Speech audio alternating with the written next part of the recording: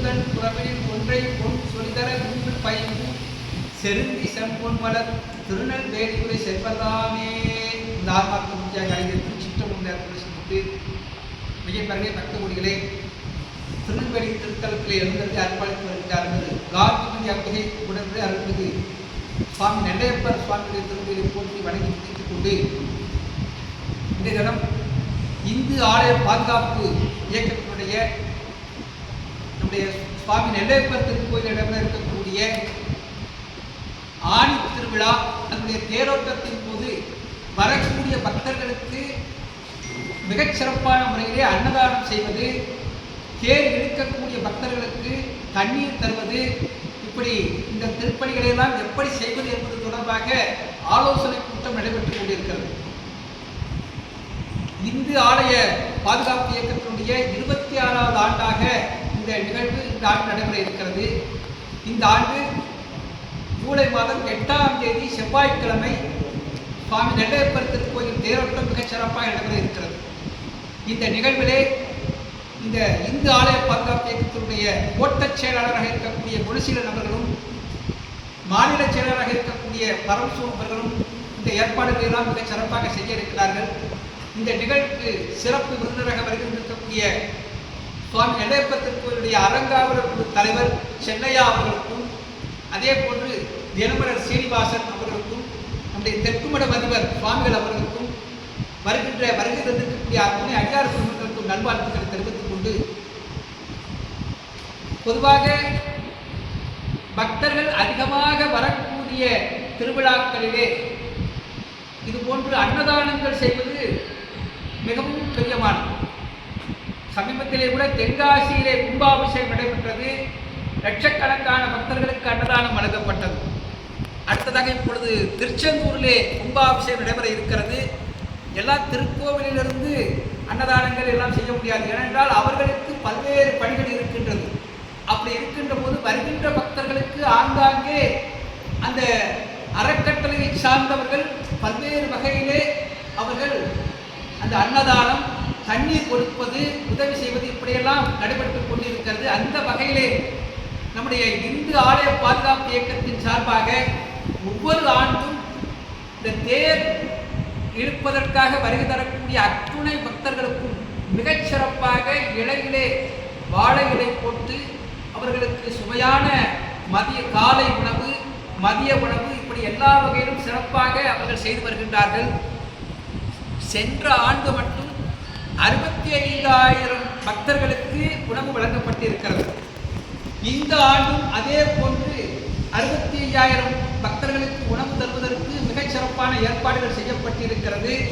மேலும் பக்தர்கள் வந்தாலும் செய்வதற்கு இந்து ஆலய பாதுகாப்பு இயக்கம் தயாராக இருக்கிறது என்று தெரிவித்தார்கள். அவர்களுக்கு நம்முடைய நல்வாழ்த்துக்களை தெரிவித்துக் கொள்கிறோம். ஏனென்று கேட்டால் பக்தர்கள் அதிகமாக வருகிறார்கள். அப்படி வரக்கூடிய பக்தர்களுக்கு சிறப்பான முறையில் உபசரிக்க வேண்டும். அந்த வகையிலே இந்த இந்து ஆலய பாதுகாப்பு இயக்கமானது 10 நாள் திருவிழாவிலே ஞாயிற்றுக்கிழமை 1000 பக்தர்களோடு சுவாமி அம்பிகைக்கு பின்புறமாக நம்முடைய திருமுறைகளை பாராயணம் செய்து கொண்டு வீதி மலம் வரக்கூடிய ஒரு பெரிய அருமையான திருப்பணியை செய்து கொண்டிருக்கிறார்கள். அதே போன்று தேர் இழுக்கக்கூடிய அத்துணை பக்தர்களுக்கும் தண்ணீர் வழங்குவது, பின்னிருந்து தேரை இயக்கக்கூடிய தடி போடுவது என்று சொல்லக்கூடிய அவர்களுக்கும் எல்லா உதவிகளையும் செய்வது, இந்த 10 நாள் திருவிழாவிலே திருக்கோவிலே இருக்கக்கூடிய காலணிகளை பாதுகாப்பது என்று சொல்லப்படக்கூடிய அந்த காலணிகளை புறாக்கி இலவசமாக பாதுகாத்து அவர்களுக்கு திரும்ப வழங்குவது, இப்படி பல்வேறு நற்பணிகளை இந்து ஆலய பாதுகாப்பு இயக்கம் செய்து கொண்டிருக்கிறது.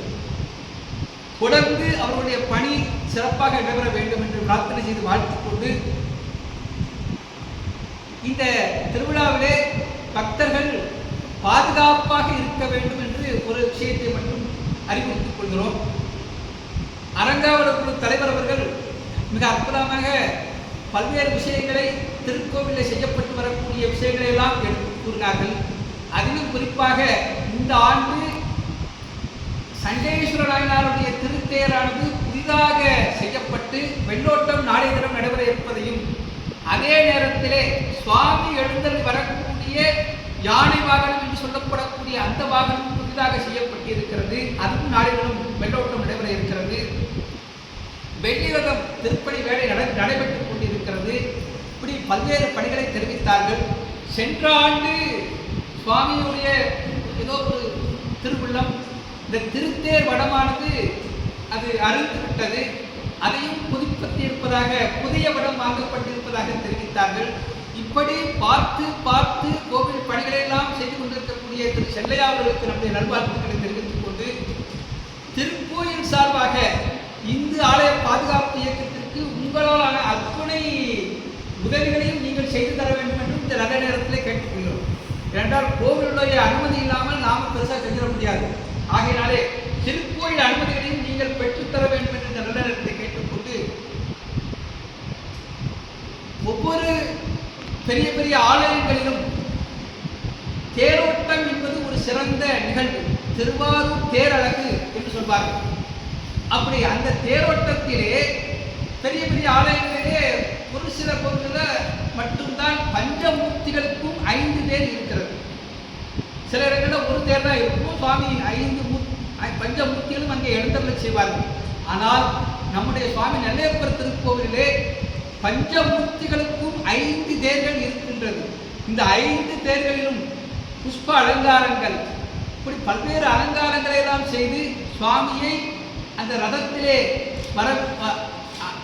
அந்த ரத விழாவானது நடைபெற்றுக் கொண்டிருக்கிறது என்றால், சுவாமி தேர்வை எழுந்தருள் வருவது என்பது எந்த காலகட்டத்தில் என்று நம்முடைய புராணங்கள் கூறுகின்றது. முப்புறம் எரி செய்த அச்சிவன் புரைரதம் அச்சகு படி செய்த அதிநீரா என்று பெருமான் அருள் செய்திருக்கிறார். அதாவது முப்புறத்தையும் சிவபெருமான் எரி செய்வதற்காக, அழிப்பதற்காக சுவாமி தேர்ல வந்ததாக நம்முடைய புராணங்கள் கூறுகிறது. அதுபோல ஒவ்வொரு வாகனத்திலும் சுவாமி எழுந்தருள்வது ஒவ்வொரு புராணத்தையும் சுவாமி செய்த அற்புதத்தையும் அதை நினைவுபடுத்துவதாகவும் இன்றைக்கும் அந்த ஐதீகங்கள் நடைபெற்றுக் கொண்டிருக்கிறது.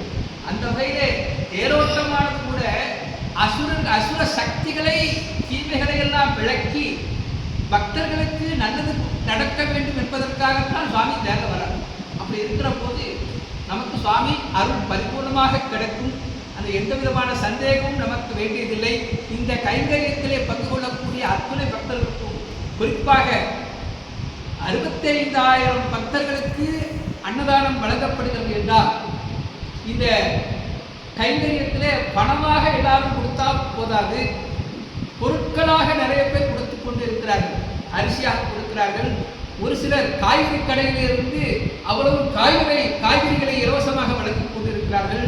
இலைக்கடை வைத்திருப்பவர்கள் இலைகளை இலவசமாக வழங்கிக் கொண்டிருக்கிறார்கள். இப்படி பல்வேறு வகையிலே பொருட்கள் வந்து கொண்டிருக்கிறது. இன்னும் அதிகமாக நீங்கள் எல்லோரும் உங்களுடைய ஒத்துழைப்பை நல்க வேண்டும் என்று நல்ல நேரத்தை கேட்டுக்கொள்கிறோம். இது அல்லாமல் வசதி படைத்தவர்கள் அவர்கள் பொருள்களாக இந்த அன்னதான கைங்கரியத்துக்கு கொடுக்கிறார்கள். நம்மாலான சரீர தொண்டு, அந்த தொண்டிற்கு ஈடு இணை கிடையாது. உழவாரப்பணிக்கு ஈடு இணை கிடையாது. அப்படி உழவாரப்பணியாக சர்வீஸ் செய்யக்கூடிய அன்பர்கள், வாலண்டியர்ஸ் என்று சொல்லப்படக்கூடியவர்கள், அவர்களுடைய ஒத்துழைப்பு இல்லை என்றால் இந்த கூட்டம் சிறப்பாக நடைபெறுவது அவர்களுடைய கையிலே தான் இருக்கிறது. ஆகையினாலே இந்த தன்னார்வ தொண்டர்கள் அதிக பேர் வந்து இந்த கைங்கரியத்திலே கலந்து கொள்கிறார்கள். அவர்களுக்கும் இந்த நல்ல நேரத்திலே நம்முடைய வாழ்த்துக்களை தெரிவித்துக் கொண்டு, தொடர்ந்து நம்முடைய சுவாமிகள் அவர்கள், தெற்குமடம் சுவாமிகள் அவர்களும் அருளாசி வழங்குவார்கள்.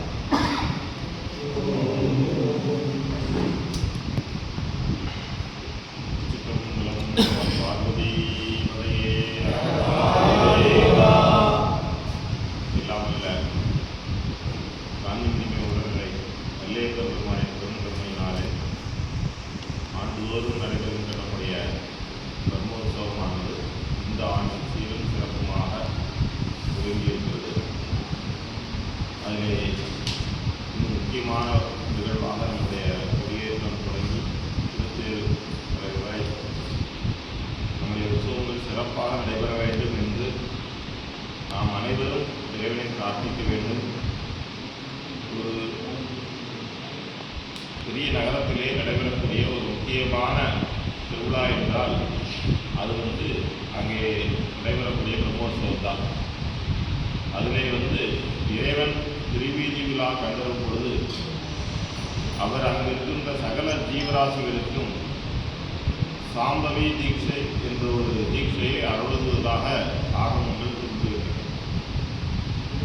நம்முடைய சைவ சமயத்தினுடைய கோட்பாடுகளின்படி எவர் ஒருவர் தீட்சை பெற்று சிவபெருமானால் அனுகிரகிக்கப்பட்டாரோ அவருக்கு மட்டுமே முக்தி என்பது நம்முடைய கோட்பாடு. அதனுடைய அடிப்படையிலே எம்பெருமானார் திருவீதி விழா கண்டிரும் பொழுது அதிலே தரிசிக்கக்கூடிய அத்துணை ஜீவராசிகளுக்கும் மனிதர்கள் மட்டுமல்லாது பூர்வன பரப்பன என்று இருக்கக்கூடிய அத்தனை ஜீவராசிகளுக்கும் எம்பெருமான் வந்து நமக்கு கருணை செய்து நமக்கு பெரும் பாக்கியத்தை தர இருக்கிறார். நம்முடைய திருவீதி விழா என்பது ஆன்மாக்களுக்கு வினைகளை நிவர்த்தி செய்து சிருஷ்டி ஸ்திதி சம்ஹாரம் திரோகம் அனுகிரகம் என்ற பஞ்ச கிருத்தியங்களையும் நமக்கு இறைவன் அருளக்கூடிய ஒரு பெரும் பாக்கியத்தை ஏற்படுகிறது. அத்தகைய விழா இந்த ஆண்டும் சீரம் சிறப்புமாக நடைபெற இருக்கிறது. எம்பெருமான் திருக்கரணினாலே சிறப்பாக நடைபெறும். அதில் எந்த ஒரு மாறுபாடும் இருக்காது.